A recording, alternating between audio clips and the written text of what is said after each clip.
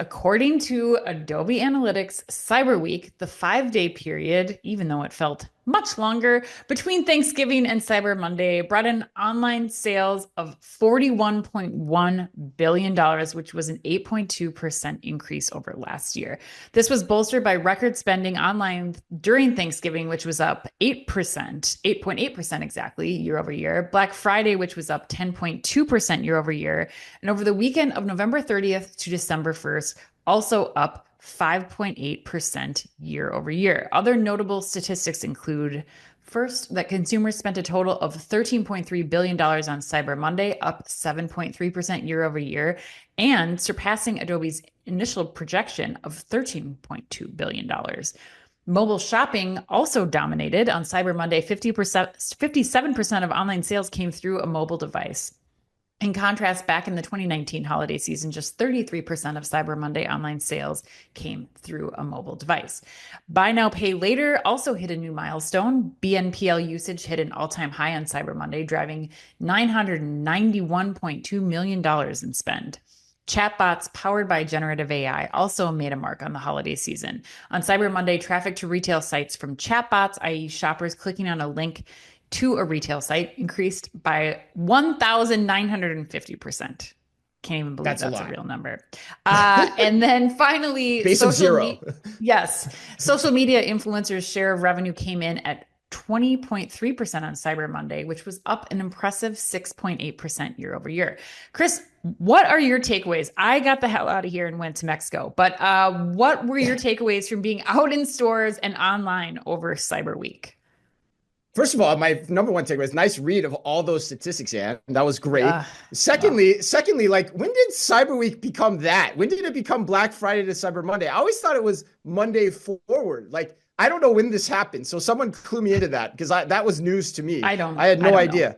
You don't know, but yeah, I guess I don't know. I guess I used to talk about it differently, but I have a lot of takeaways beyond those two things, and in addition to that, I want to get to the implications because I think the implications of this year's Cyber Week, quote unquote, are pretty startling actually when you get right down to it. So, yeah, one, I think it's a continuation of the trends we've long seen, particularly at this point in the year, where and specifically the statistic I would point to are the overall online growth, the mobile dynamics, and the BNPL usage. Like all those are trends that have just continued forward.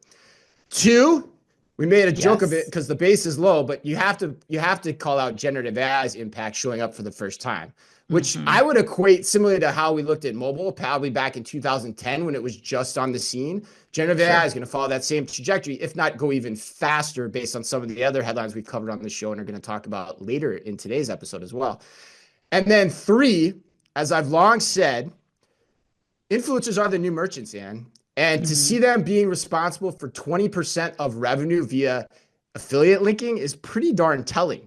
Yeah. So those are my three. But then fourth, poor stores. Yeah. Lots of different figures out there. But it appears store traffic. Yeah, it feels like store traffic was at best like flat but also probably down, across the week. But it's hard to tell. People always have different numbers on that. But I was personally shocked when I went to the stores on Saturday, the mall and the stores. I was surprised at how little traffic there actually was.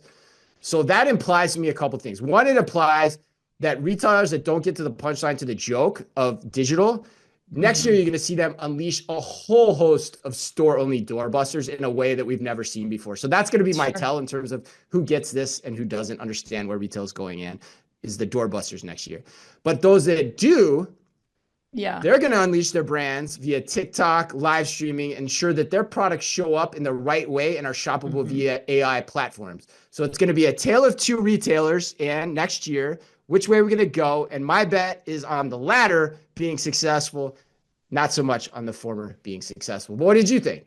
Yeah, I don't know. I mean, I was actually surprised this year. The mobile spending surpassing desktop, that was, I think, a big number to pay attention to for all the reasons that you called out, especially the AI personalization that I felt like was being done. And now, I mean, I'm going through this anecdotally and what messages I was getting from retailers who I'm subscribed to text notifications from, or who I have, whose app I have on my phone.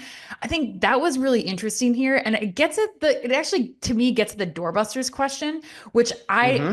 I want to see if we do actually see more doorbusters, or if, because this generative AI being applied to personalization of these offers that we're talking about to me as a customer versus you as a customer, like Mm. I wouldn't be surprised to see if we see even further mobile penetration there. And now that people are Oh tracking yeah. this a little bit more closely, like if we start to see those doorbusters move from the store to mobile and online as a way for the retailers really to have a better sense of like, how much inventory do we have? What demand do we have? What incentives can we get for people to come on so that we can develop that one-to-one relationship with our customers even in an even stronger format? Because I was getting so many texts like multiple times a day throughout Yeah. the week last week and this week.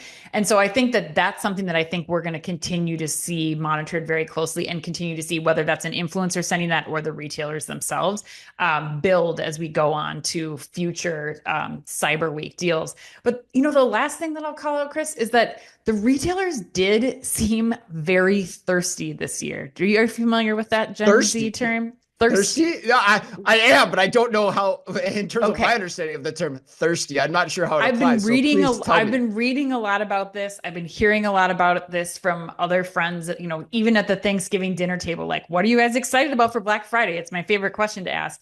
And the response has been overwhelmingly like this deal fatigue. Like, when am I going to get the best deal? And if you have my Mm, contact information, I'm subscribed to your text program. Like, don't send me a deal and say this is the best deal you're going to get. It's 45% off something that never goes on sale, and then the next 3 days right. you're offering me a different one. Like, that to me is the real room for improvement here from retailers, is that I Mm, think that there's too much deal display going on. So mm, pick one thing, go with mm. it, really invest in AI to tell you who your best customers are and how to approach them with the right promotional strategy. Because right now it just feels like it's not strategic. So that would be the one thing Mm. that I think I'll be keeping an eye out for next year for Cyber Week. Yeah, interesting. That whole idea is interesting. It's harder to do than you would imagine because of the markdown cycles that come into play.